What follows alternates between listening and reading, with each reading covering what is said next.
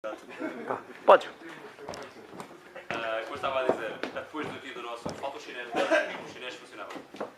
Isto é um espírito muito informal, porque o Google... Conhecem os chineses que dão? Está a buscar. O Google não nos paga e isto é para explicar mais a vocês o que é que a gente fez e qual é que é a nossa ideia disto, do que outra coisa. E também para vos incentivar um bocado a participar.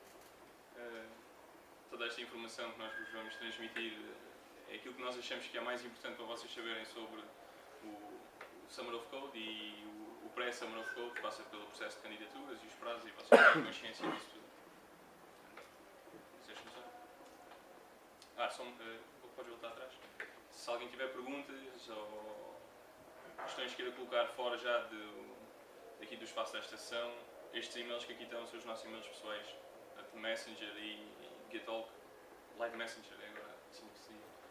Podem nos adicionar e qualquer pergunta ou questão ou ajuda com alguma possível candidatura de um potencial interessado, estão à vontade. Então o que é o programa Google Summer of Code? O Summer of Code foi criado em 2005 com o intuito de encorajar os estudantes universitários a participarem no desenvolvimento open source. Sabem que o Google, muitas das ferramentas que usa são baseadas em tecnologias open source e na altura acharam que seria interessante irem convencer pessoas às universidades, como há bocado vocês fizeram o comentário do Windows. Há muita gente que realmente usa Windows e há muita gente que não usa open source e o Google começou também a promover isso. É importante referir que isto não é um programa de recruta. Ninguém vai ser contratado para o Google só por participar no Summer of Code, mas nitidamente se candidatam 5.000 pessoas, 900 são selecionadas, essas são boas. Quer dizer que se candidatarem para o Google, sempre tem lá alguma bagagem que eles que acabam por vos dar a vocês. E que eles acabam por vos escolher porque já alguém vos conhece para dentro. Isto acaba por promover também a experiência real no desenvolvimento de software. Quem está aqui na universidade faz aqueles projetos de redes e aqueles de SO2 e aquelas coisas, ou faz o compilador, que realmente é uma coisa interessante, mas não é uma experiência real de desenvolvimento, trabalhar com uma comunidade. Eu pessoalmente, depois vou falar um bocado também da minha experiência, mas eu trabalhei com uma pessoa que estava na Austrália, estava numa diferença horária de 8 horas. E isso acaba-se por ter essa sensibilidade de trabalhar com equipas espalhadas pelo mundo todo, e a pessoa tem que ter um bocado de tato e ter cuidado. E vai obviamente ajudar a aumentar a comunidade e criar mais software open source. Há exemplos, vamos falar também mais para a frente, de outro aluno que participou cá na universidade, criou um projeto que ainda agora continua, que ainda agora existe, agora nestes telemóveis, ele criou para outros na altura. Continuando. Começando pelas motivações, o que é que vocês podem ver como motivação para querer participar neste tipo de projetos? E eu digo neste tipo de projetos porque isto não é um projeto estanque, existe uma lista enorme de organizações com projetos disponíveis, com ideias disponíveis para vocês se candidatarem. E colocámos aqui uma quote que é o Flip Beats Not Burgers During Summer Holidays, e isto é uma alternativa àqueles trabalhos típicos de verão, como vocês irem trabalhar no McDonald's ou num restaurante na vossa terra ou algo assim desse género. Podem aproveitar o Summer of Code, candidatarem-se e ganharem $5.000, porque eles pagam para vocês desenvolverem software livre. Isto é a ideia-chave da coisa. Vocês vão desenvolver software livre e vão ser pagos. E o valor que eles pagam são $5.000. Isto 100 euros, não sei quanto é que dá, depende do câmbio, pode mudar desta altura, de agora, até à parte em que vocês vão desenvolver o projeto e vão ser pagos. Isto tem outra característica extraordinária e muito útil do Summer of Code, é que se ganha uma t-shirt. E a t-shirt é sempre espetacularmente paneleira. Aqui está o exemplo. Como esta se pode ver. A minha última tinha umas florzinhas e era cor de laranja. Eu não a uso muito. Eu fui surdo que ganhou esta t-shirt. Não usas coisas com florzinhas e cor de laranja? Não t-shirts. E ganha-se também. No meu tempo ganhava-se uns livros. Um foi Creating Open Source Software e outro foi outra coisa qualquer. E foi algumas t-shirts que podem ganhar também. E ganhamos outras coisas. Ele ganhou um Moleskine. Sim, um Moleskine. Não sei se vocês sabem o que é, aqueles livrinhos pequeninos em que podem tirar notas, servir como agenda, por aí fora. Outra motivação importante que vocês devem ter sempre em mente é o currículo. Portanto, como disse o Luís, vocês não vão ser contratados para o Google por participarem no Summer of Code.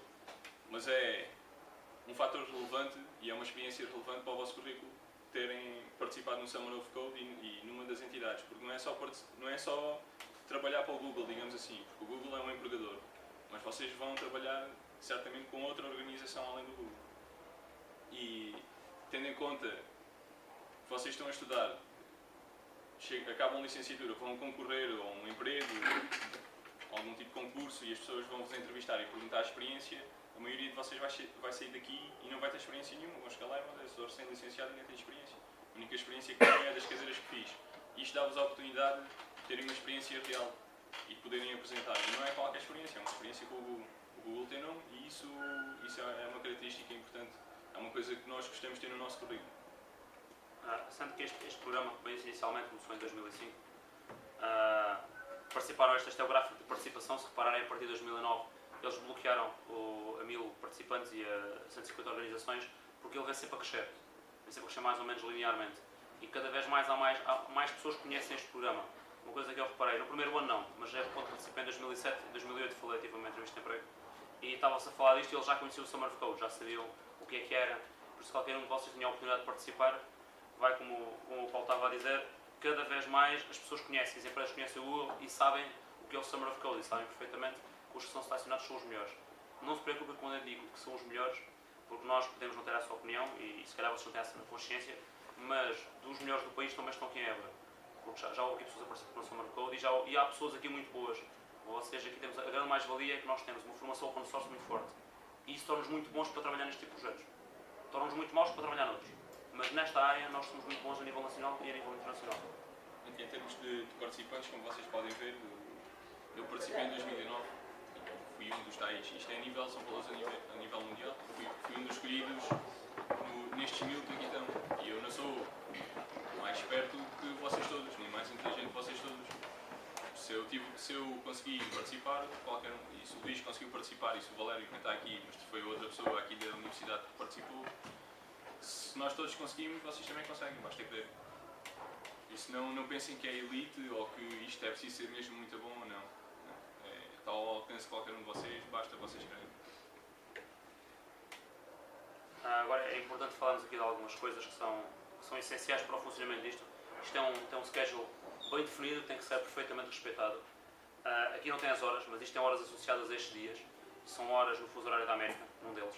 Por isso tem que fazer sempre a conversão e não se podem... Isto vai fechar aquela hora, impertrivelmente. Por isso não pensem neste processo todo que pensam que vamos fazer o método português e deixar tudo para o fim. Não é aqui, nós vamos apresentar aqui várias coisas que têm que fazer mesmo antes de começarem a trabalhar para eles ou antes de fazerem as candidaturas. Este período todo que aqui está é o período junto das candidaturas junto das organizações para ter que perceber como é que as coisas funcionam, como é que elas são organizadas e tenham muito respeito aos prazos que vão aqui ser referidos. E para os interessados, não precisam de fazer as coisas à tuga, não deixem tudo para o último minuto. Vocês podem apresentar uma candidatura e um dia mais tarde ir alterá-la. Portanto, isso é uma coisa que é permitida no sistema de candidaturas do Summer of Code. Vocês podem preparar a vossa candidatura, a vossa proposal e entregam e passado um dia, se lembrarem de outra coisa para adicionar, até este prazo, 8 de Abril, até o dia 8 de Abril, vocês podem alterar a candidatura. Por isso, aqueles que estão interessados, não deixem isso para o fim. É importante já agora, neste período de candidaturas, vocês vão falando com a organização que estão a fazer a candidatura para, e eles vão-vos dar sugestões, porque eles também têm acesso à candidatura que vocês fizeram, vocês vão refinando a candidatura. A candidatura final é só aquela do dia 8 de Abril, não é todos os passos que vocês passaram por eles. E o software que eles usam, o Melange, permite fazer a revisão das versões e conseguem perceber aquilo que foram alterando, mais ou menos como o Google Docs funciona. No dia 25 de Abril é o dia em que as empresas, as organizações fazem, até o dia 25 de Abril, atribuem o rating às propostas, às vossas candidaturas, aos dos interessados, àqueles que se candidatam, e sai a lista de estudantes quem ficou em primeiro lugar no quê. E isto, às vezes, vocês podem pensar, não, mas porque é que vocês não escreveram só aí a lista de resultados? Porque isto nem sempre é tão simples assim. Por exemplo, no meu caso, eu candidatei-me a 3 projetos e fiquei em primeiro lugar em 2. E depois desses 2, eu tive a oportunidade de escolher. Eles entraram em contato comigo, falaram comigo e deram uma oportunidade de escolher em qual delas é que queria participar. Então, por causa dessas disputas, ou eventuais disputas que possam acontecer, isto acontece deste modo. Depois desta fase, existe uma fase muito importante, que que é o Community Bonding Period. Está um termo em inglês porque é o termo que eles atribuem. Há várias coisas que têm que ser feitas nesta fase. É na fase em que depois de terem sido selecionados para trabalhar no Summer of Code, que devem interagir com a comunidade, devem falar com o vosso mentor, devem ler o manual, se é que existe manual da aplicação que vocês estão a trabalhar. O problema do open source é que a maioria delas não são devidamente documentadas e a documentação é o próprio código. Têm que perceber perfeitamente como é que aquilo funciona para nos 3 meses seguintes conseguirem desenvolver realmente para aquela aplicação.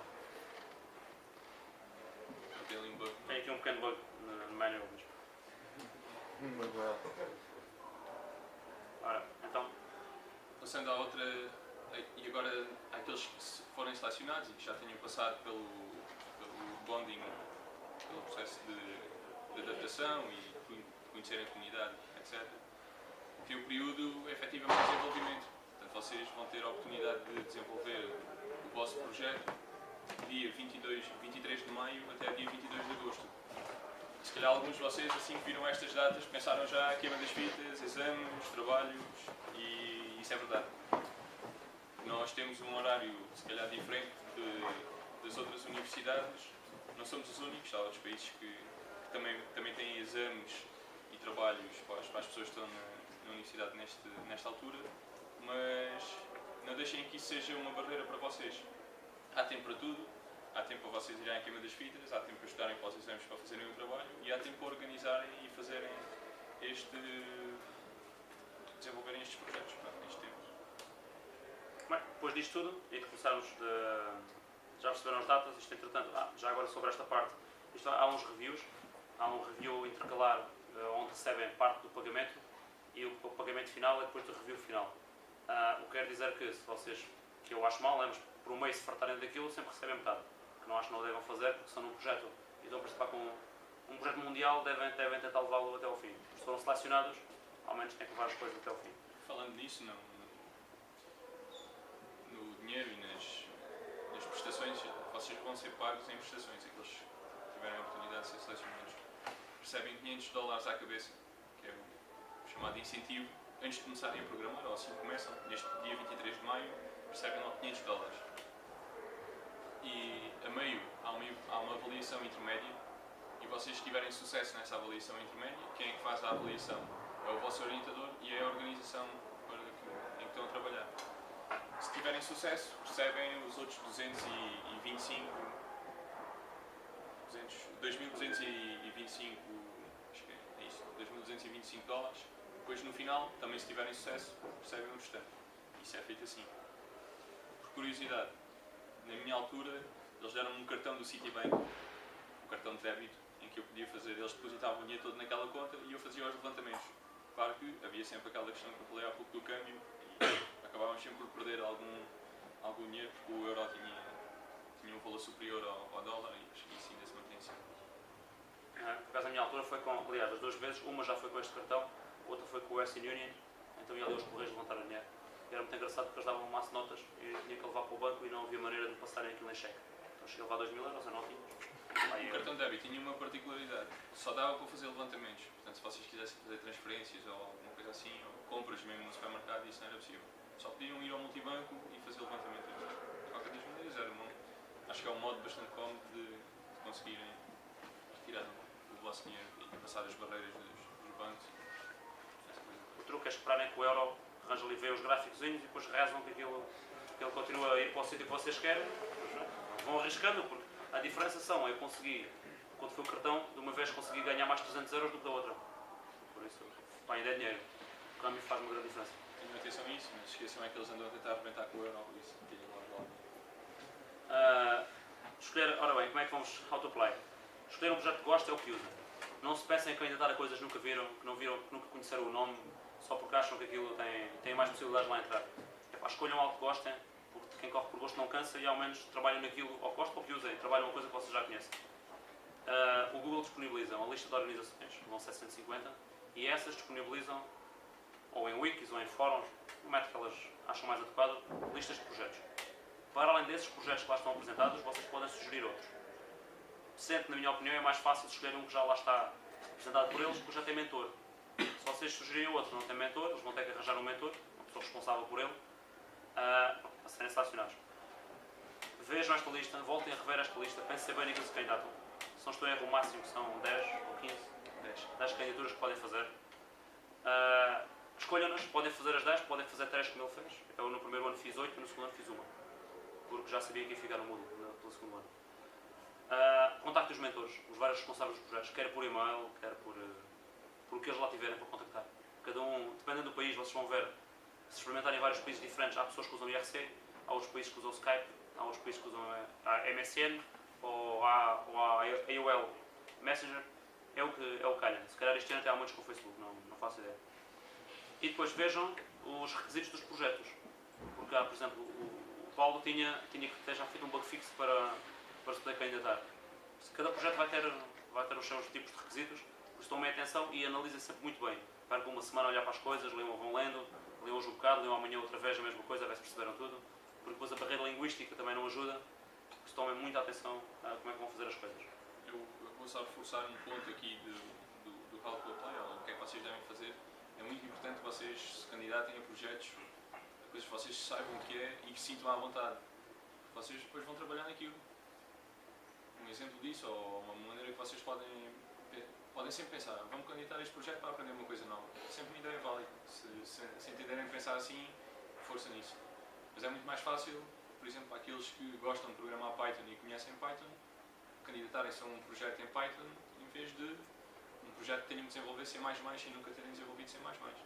Podem sempre ver isso como uma oportunidade para aprender, mas é muito mais fácil para vocês, face à carga que têm, porque 3 meses é muito, mas pode ser pouco, trabalharem num projeto que gostem e que tenham interesse. É uma coisa, e nós vamos falar disto agora à frente, que também é importante, e eu destaco os projetos não são detalhados. Portanto, vocês não vão encontrar uma lista detalhada a dizer este projeto implica fazer A, B, C, D, E. Não, isso não acontece. O que acontece é ideias. E aqui é que vocês vão perceber, por causa disso, a importância que é fazer a candidatura bem feita. Vocês têm ideia e vocês depois têm que desenvolver a vossa proposta para aquela ideia. Porque com uma frase eu consigo ter uma ideia e algum de vocês consegue ter outra ideia diferente, dependendo da maneira como nós vemos o problema e a solução. Portanto, isto é importante. É importante que vocês também olhem para os projetos, vejam as ideias e pensem para vocês o que é que aquilo é. Daí a importância de falar com o mentor, porque vocês podem ter uma ideia de um projeto e ele ter outra. E a ideia é dele. Ele vai rever e vai avaliar as candidaturas com base na ideia que ele tem do projeto. E com aquilo que ele quer ver ser feito para a aplicação e para a comunidade em que faz parte. Então, a candidatura, como é que se prepara uma candidatura? Cada projeto tem as suas guidelines e estas são as guidelines genéricas que servem para todos os projetos para ficarem com uma ideia. Mais uma vez, quando preencherem a candidatura no Melange, ele vai lá estar uma template. Ou se não, lá está garantido. E no site da organização a que vocês estão a candidatar, pode estar uma template mais completa. Por isso, observem-na bem, percebam exatamente aquilo que se pretende. Em geral, o que é pedido é o título do projeto, o nome que vocês dão àquilo que irão trabalhar, qual é que é o objetivo final da proposta, o que é que querem conseguir com aquele projeto, o que é que vão alterar no software, o que é que vão colocar de novo naquele projeto e que utilidade é que isso tem para a organização e para a sua comunidade. Se eu vou trabalhar para o GNOME e quero criar uma funcionalidade X, qual é que é a vantagem para o projeto GNOME da funcionalidade X que eu quero lá introduzir e para a comunidade de utilizadores. Tem sempre pensado que isto, para ter uma ideia vencedora e para ter um projeto vencedor, tem que fazer uma coisa que seja útil para todos. E depois, porquê que eles devem escolher? Devem ter uma carta de motivação a explicar porquê que vocês querem completar aquele projeto. Porque é que vocês são a pessoa certa. Porque é que eles têm que se vender. Aqui é o ponto em que vocês têm que se vender ao mentor, ao orientador e à entidade. Eles têm que ler nas vossas motivações uma razão ou várias razões para vos escolher vocês e não escolherem outra pessoa. E têm que entregar também um schedule of deliverables, que é o quê? É um agendamento de coisas que vão entregar. Isto é, se têm quando é que começam, há 3 semanas o que é que vai estar pronto, que módulos é que vão estar feitos, quando é que entrega a documentação, quando é que entrega a parte dos testes, tudo isto tem que estar perfeitamente definido e depois claro que vão ter que respeitar estas datas porque isto vai influir na vossa avaliação, quer intercalar, quer final. Claro que bem, vocês vão definir as milestones e é importante, quanto mais detalhado tiverem as milestones que vocês definirem para o vosso projeto, melhor e mais hipóteses vocês têm de ser escolhidos. Mas se vocês definirem determinadas milestones e não tiverem exatamente a cumprir, por exemplo, no dia 13 de junho tem que ter o módulo X feito e no dia 14 o módulo full a comunicar com o X. E se isso não tiver a acontecer, mas acontecer 2 dias depois, isso não é um problema. Isto são só as linhas gerais porque vocês têm ou vão fazer o vosso projeto orientado. Em relação às motivações, cá está. Porque é que vocês acham? Porque é que vocês são a melhor pessoa para o projeto, para desenvolver aquele projeto? Vocês têm interesse naquela área? Isto está um pouco relacionado com aquilo que eu estava a dizer há pouco. Tem que se vender, tem que dizer porque é que vocês são as melhores pessoas para desenvolver, a melhor pessoa para desenvolver o projeto. E porque é a organização. Se vocês forem desenvolver um projeto com o GNOME ou com o Moodle, porquê com o GNOME, ou porquê com o Moodle, ou porquê com o WordPress, ou com o GIMP? Porquê é que vocês querem trabalhar com aquela entidade? Isso também é importante. Claro que isto vai depender de cada um de vocês, não há uma receita para estes pontos, vocês vão ter ideias diferentes. E aqui está outro ponto importante que é quais as vossas experiências com o software livre. E se calhar a maioria de vocês diz, mas a única coisa que fiz foi estudar. Foi estar aqui na universidade e só usei isso aqui, precisamente. Isso é uma vantagem que nós temos aqui, é usar software livre, software open source, ao decorrer do nosso curso. E isso é uma experiência e conta. Portanto, devem referir isso. É conhecido, não por muita gente, mas se calhar se candidatarem ao Moodle ou ao GNOME, eles já têm conhecimento da Universidade de Évora e que aqui trabalham-se com open source. Isso é uma coisa que vocês devem fazer. Muito importante são os use cases. Para quem não sabe, os use cases são exemplos simples do uso da aplicação. Vocês desenvolvem as alterações na aplicação, ou um módulo, ou um plugin, ou o que for. E devem dar exemplos de como é que aquilo se vai comportar durante a experiência do utilizador. Portanto, o utilizador, quando for usar a aplicação, o que é que vai acontecer quando usar as funcionalidades que vocês vão ou se propõem a desenvolver. E isto é importante. E não é só fazerem um use case, a dizer, ok, então isto, o utilizador, quando usar a minha aplicação, vai ter a oportunidade de fazer isto. Não, é dar vários. Mais uma vez, quanto mais detalhado for, melhor. Bug fixes. Pode haver outros requisitos. O mais comum é os bug fixes. E isso, aqui sim, pode ser uma barreira para algum de vocês. E eu vou aproveitar e vou-vos contar já, mais à frente vamos falar um pouco das nossas experiências, mas aproveito e falo já aqui deste caso. Eu quando me candidatei não fazia a mínima ideia que isto era um requisito.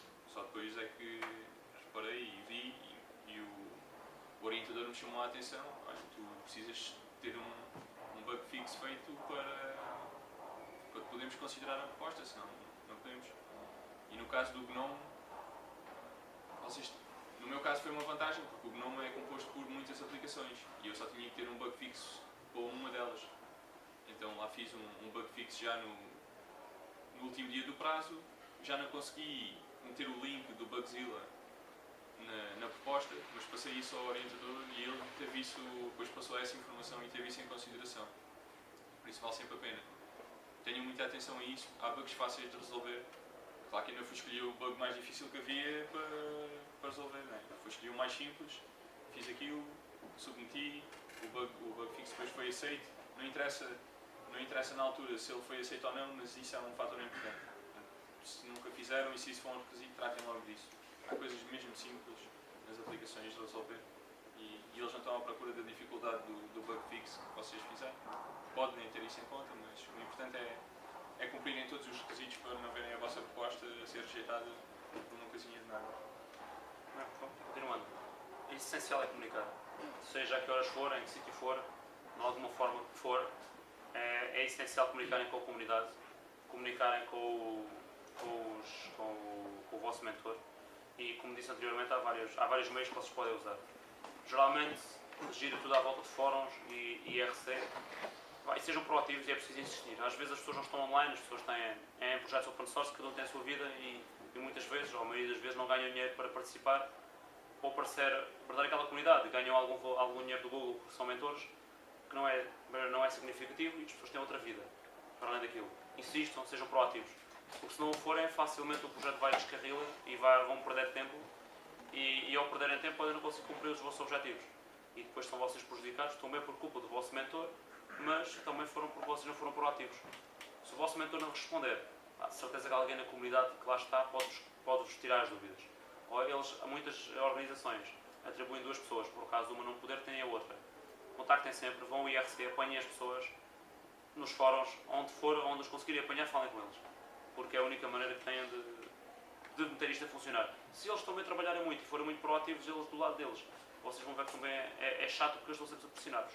Estão sempre a pedir novas coisas, perguntar como é que as coisas estão e estão sempre ali a apertar muito com vocês. É melhor se for assim. Se não for, têm que ser proativos. Agora vamos falar um bocadinho da nossa participação. Ainda aqui, dando só uma dica em relação à comunicação.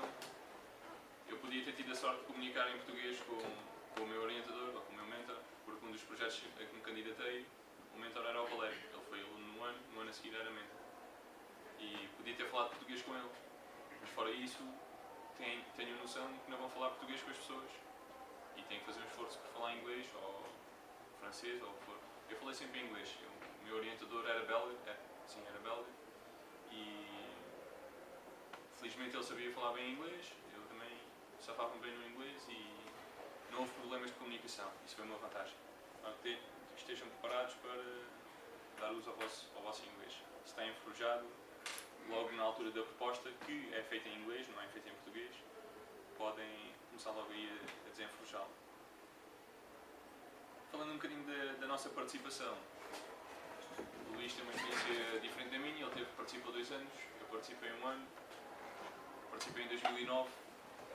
Como estava a dizer, candidatei-me a 3 projetos, candidatei-me a um projeto, já não lembro o que é que era para fazer no WordPress, candidatei-me a um projeto no GNOME, que era adicionar suporte para a geolocalização no GNOME, mais especificamente numa aplicação que era o Getting Things GNOME, que é uma espécie de um organizador de tarefas.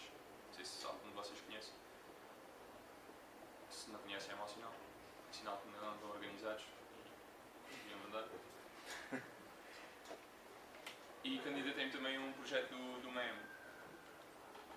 Fiquei em primeiro, como gostava de dizer, fiquei em primeiro em 2 projetos. Tive a oportunidade de escolher. Achei que era fiz a opção sempre relacionada com aquilo que eu achava que ia ser mais relevante para mim e para o meu currículo, para aquilo que eu gosto de fazer. Escolhi programar em Python e trabalhar com o GNOME. E o GNOME tem assim uma dimensão, já toda a gente conhece o GNOME. Já tem uma dimensão assim grandinha. Feita a proposta e depois de ter passado a bonding experience e ter conhecido as pessoas da comunidade, foi-me dito que eu todas as semanas tinha que fazer um relatório. Portanto, era uma coisa que o GNOME exigia.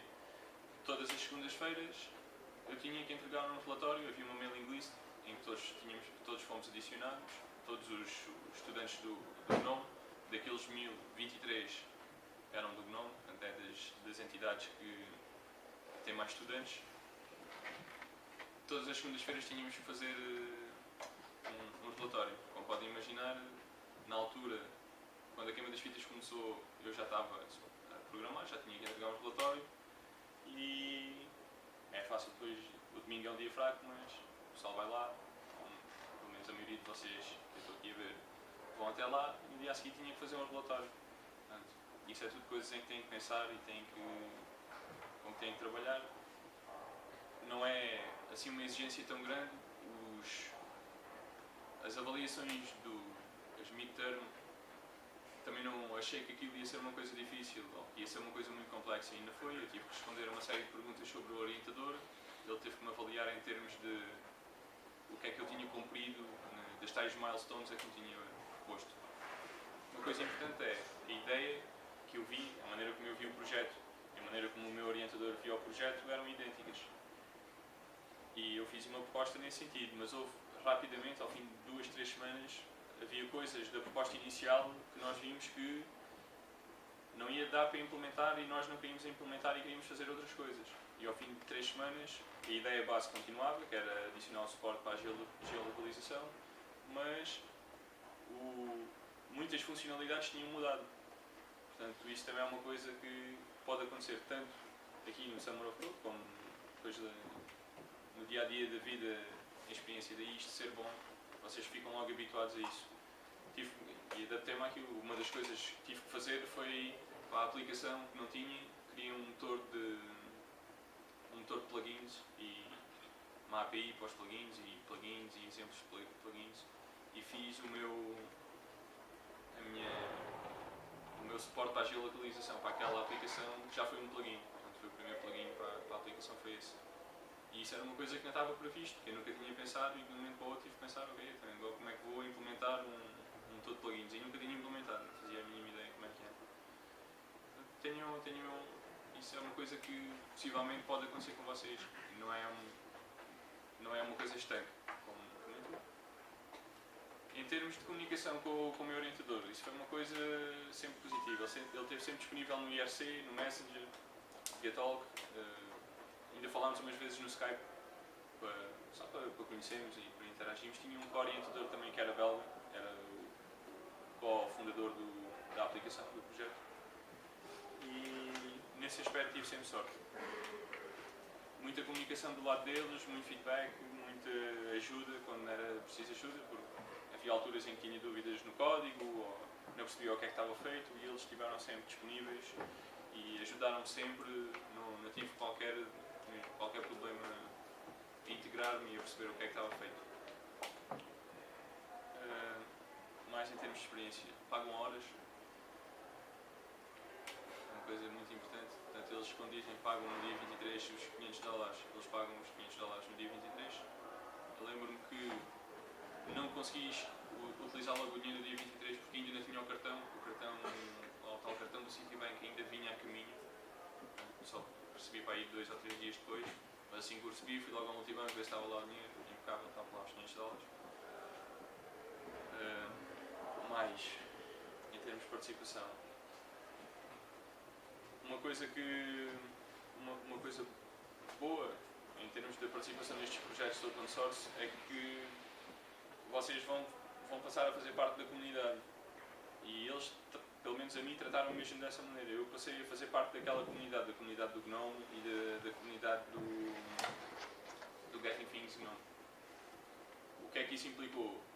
Por exemplo, fui adicionado ao Planet GNOME, não sei se algum de vocês costumam ver o Planet GNOME, fui adicionado lá, os posts que eu fazia no meu blog iam para lá, toda essa integração foi feita.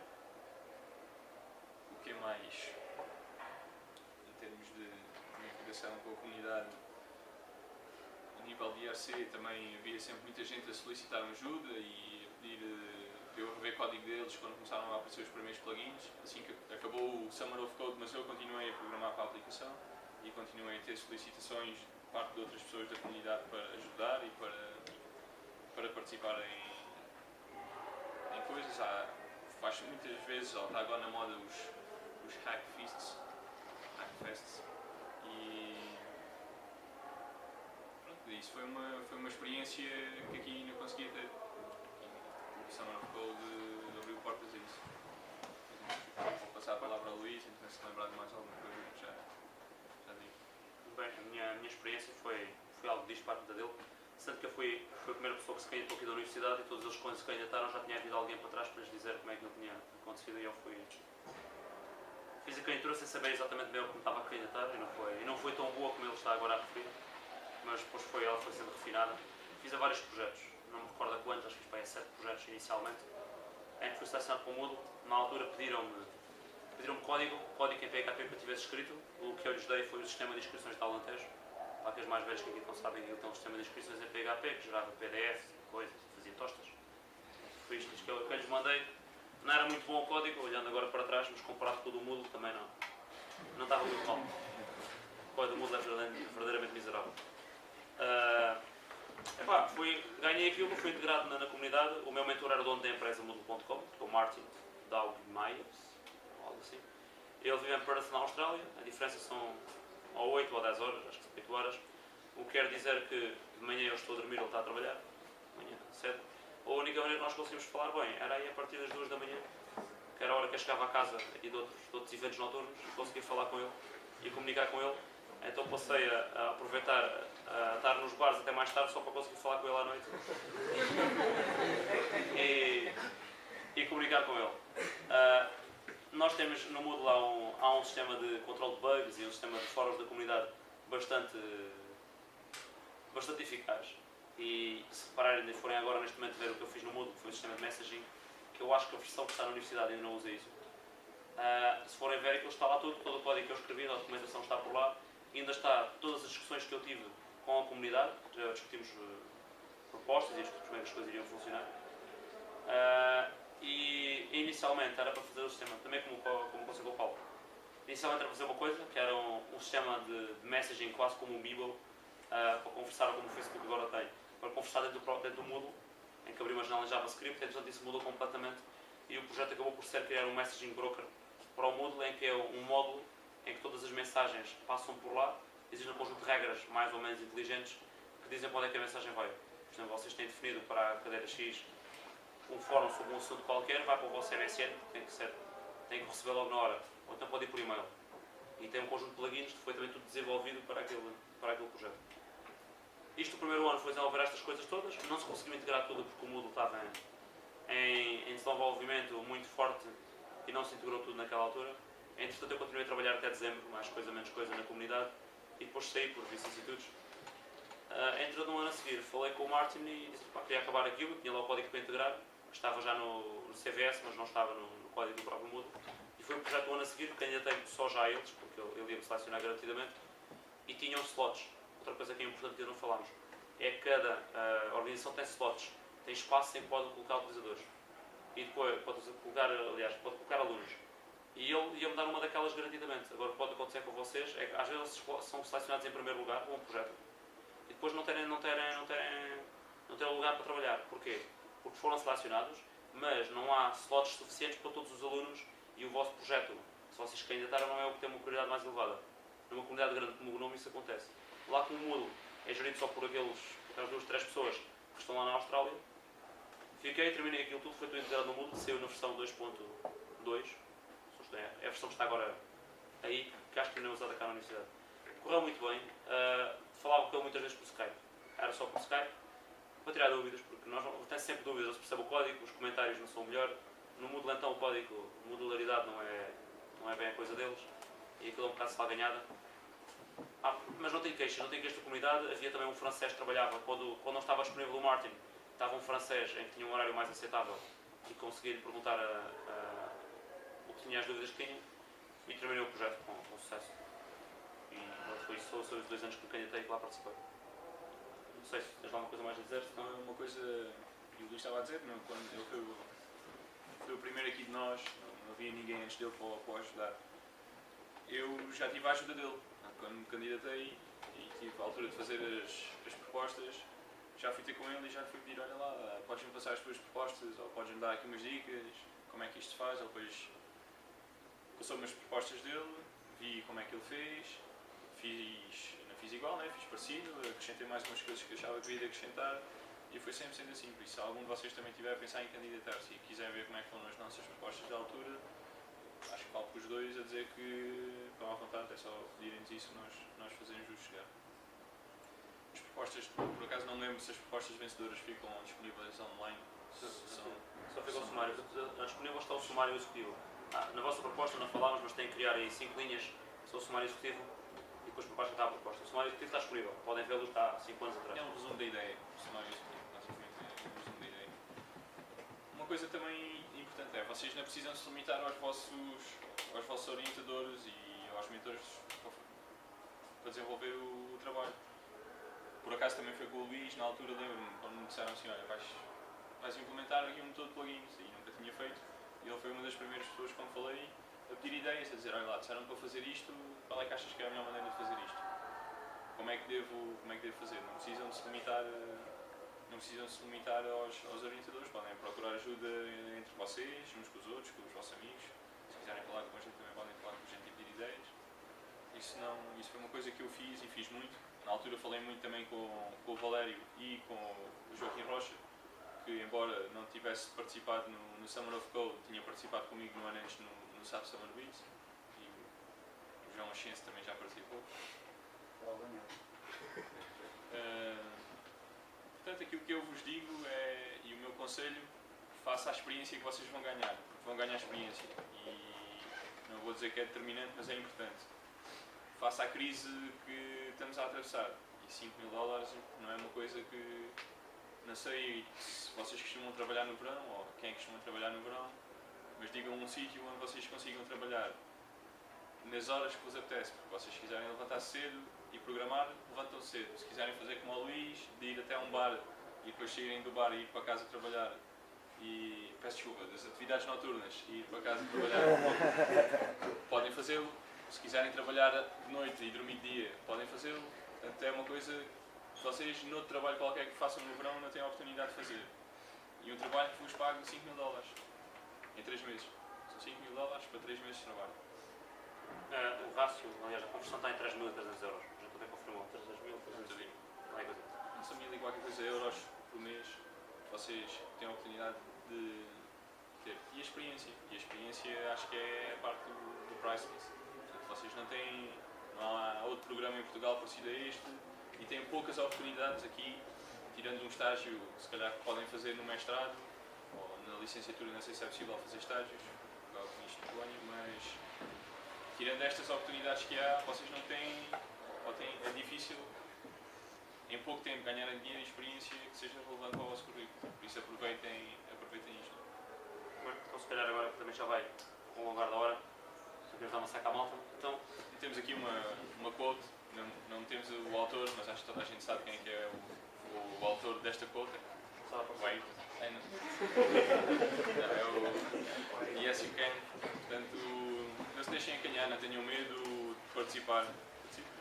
Ganhem o dinheiro e a experiência. Nada, pessoal. Perguntas que tenham, dúvidas, questões? Há alguém interessado em participar? 1, 2, 3, 4, 5, 6. Bom.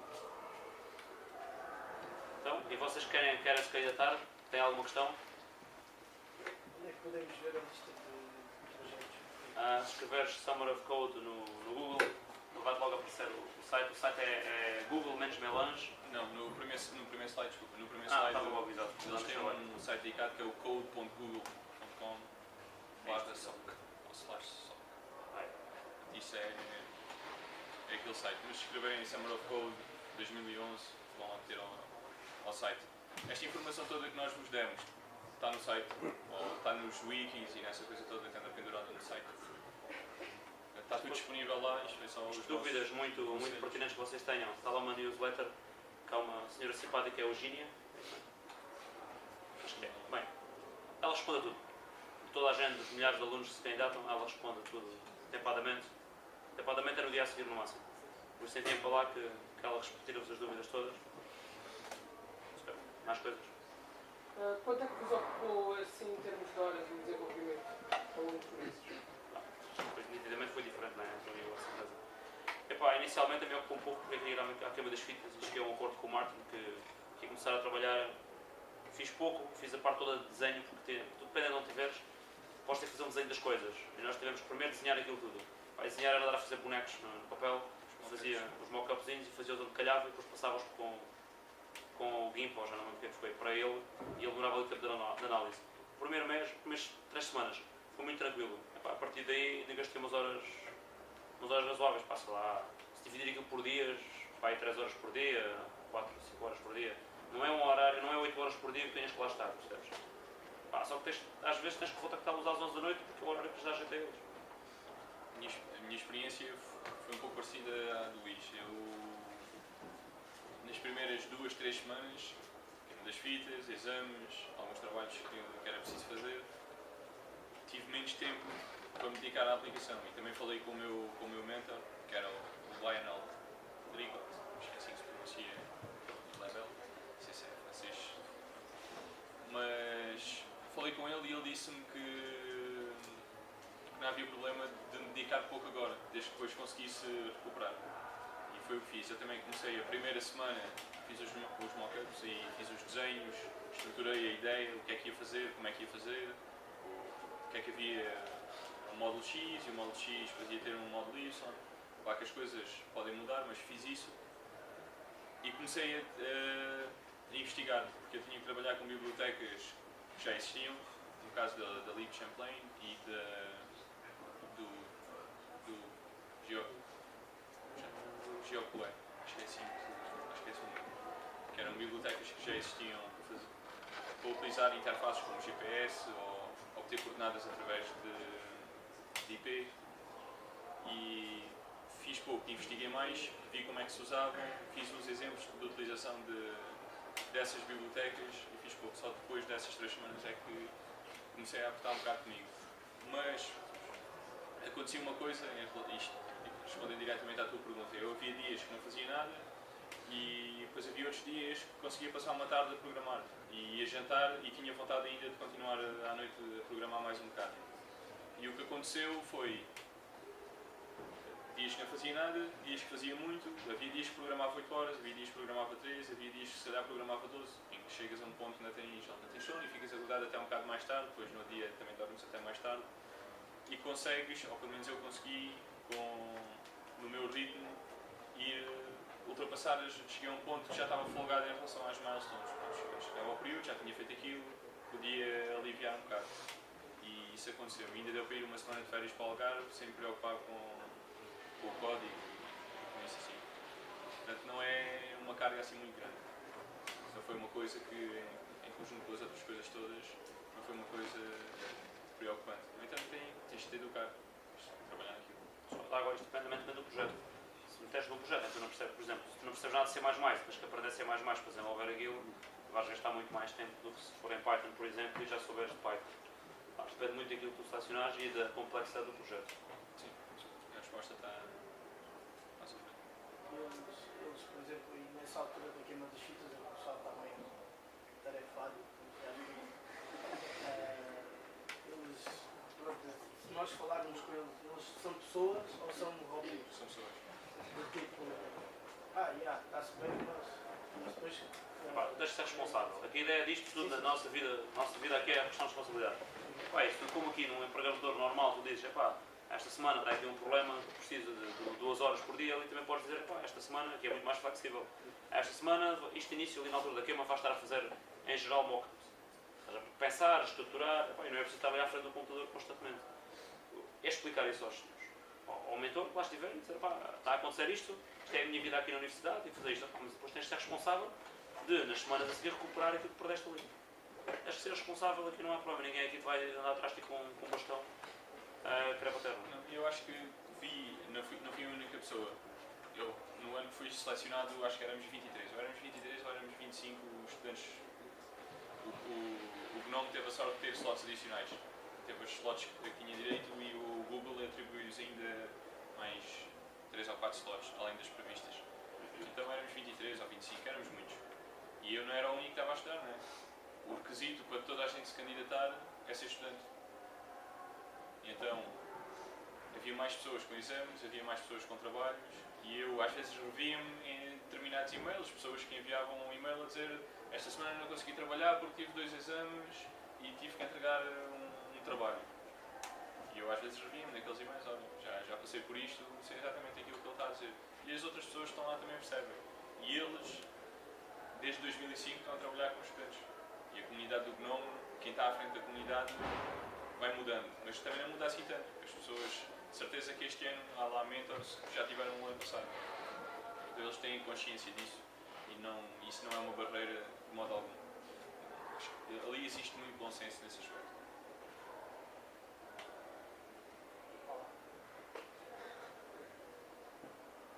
Venha pessoal.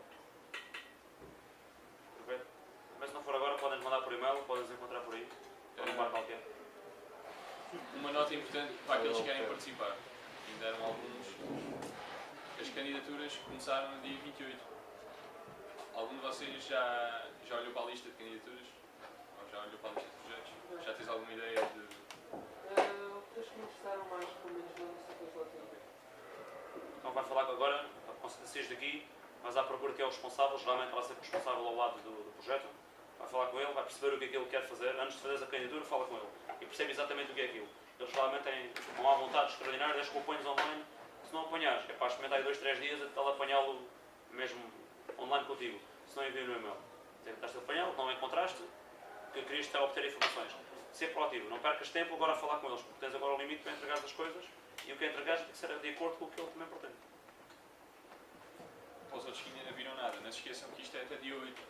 Portanto, dia 8 é quase 2 a 8. Vocês não vão ter assim tanto tempo como isto tudo, tendo em conta que vão ter coisas para fazer na universidade, aulas para ir, outras atividades já tinham planeadas para fazer. Não percam muito tempo a pensar se querem candidatar-se ou não. Candidatem-se, vejam a lista, falem com as pessoas e avancem nisso. Muito importante, e a gente já falou disto e se calhar já estamos a repetir vezes mais, escolham os projetos, vejam a lista dos 150, das 150 entidades, vejam as ideias que eles têm e façam uma lista. Aquilo que eu fiz na minha altura foi, agarrei no TXT, vazio, fui metendo os links para as ideias, aquelas que me interessavam.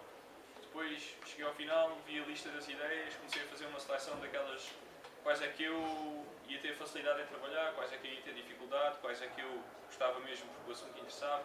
Então fui selecionando assim, até que depois cheguei a um ponto que tinha uma lista só com 3, achei que 3 eram mesmo aquelas que eu queria e candidatei mais 3. Também não, a verdade é que parece muito tempo, 8 dias, parece que as candidaturas são muito fáceis de fazer, mas não são. Eu não me candidatei a mais, havia pelo menos mais 2 ideias que eu queria candidatar, que acabei por não me candidatar porque não tive tempo de fazer propostas. Não tive tempo de fazer as propostas, não tive tempo de falar com os orientadores. Portanto, comecem assim que possam. E não achem estranho estarem a falar com o orientador de uma proposta ou de uma ideia do tipo, vocês agora vão se candidatar e vão falar com ele. Não pensem naquilo como que ele vai meter uma cunha por vocês. Não pensem nisso desse modo. Pensem que ele vai-vos só clarificar e vão ter uma ideia melhor da ideia. Vão poder discutir aquilo um bocadinho antes de fazerem a proposta. Portanto, não tenham medo de falar com as pessoas. Não precisa nada pedir ou alguma coisa. Só que Podes enviar o que tu quiseres lá para a análise. Tem lá um link de informação extra, se nos conhece. É isso? E podes lá colocar. Eu, na minha altura, enviei o currículo. Já não lembro. Eu enviei um Aeropasso, naquela informação extra tinha um link, que metesse um link. Sim, exato. E eu tinha um link para um site meu onde tinha lá o currículo e mais uma informação que eu achei pertinente. Porque isso tudo serve de uma avaliação. Isso é o que faz depois com eles. Por exemplo, há instituições que vos fazem umas pequenas, antes de serem selecionados, agora depois deste dia 8, ali até o dia 25, eles fazem-vos testes. Os gajos daquele Wiki feito em Python. Bem, Moin. O pessoal do Moin faz os testes. Manda-vos por e-mail, tem que estar ligado já no ERC, ele dá-vos o teste para vocês fazerem, vocês resolvem aquilo e enviam de volta. Tem X tempo para resolver as perguntas que ele vos envia e enviam para ele. Eles usam todo tipo dependendo da organização, avaliam-vos de diferentes maneiras. Portanto, para mim foi enviar por ele, foi bug fixes, um teste que ele fez, foram lá ver o código que ele escreveu, obviamente. Para mim, os do Moodle pediram código que eu tivesse escrito em PHP. Os do Django, sei o ano passado, que eu de vez em quando também faço lá coisa no Django, sei que eles pediam pessoas que já tivessem contribuído para o Django, já tivessem feito alguma coisa, já tivessem uma app, já tivessem alguma coisa. O WordPress, por exemplo, não pedia nada. Por exemplo, uma emo também, quando me candidatei, também não tinha nenhum requisito nesse aspecto. Há uns que vocês nunca lá vão conseguir entrar. Por exemplo, o FFmpeg, que é o que está com a codificação de vídeo, para a codificação, nunca lá vão entrar porque quem lá ganha os projetos sempre são quem já lá trabalha. Há alguns assim, mas estes não, vocês também não querem de certeza irem fazer parte do estado de vídeo. E essas organizações também têm poucos slots. Escolham algo que seja interessante, que vocês conheçam. Portanto, que vos interessa. Não escolham uma coisa só por escolher. Mais questões, que já vai a hora, já são 4 da tarde. E a câmara está a acabar. E a câmara está a acabar. Provavelmente é apagada aquele vídeo. Pessoal, então, olha, se não querem mais nada, agradeço ao Ney a oportunidade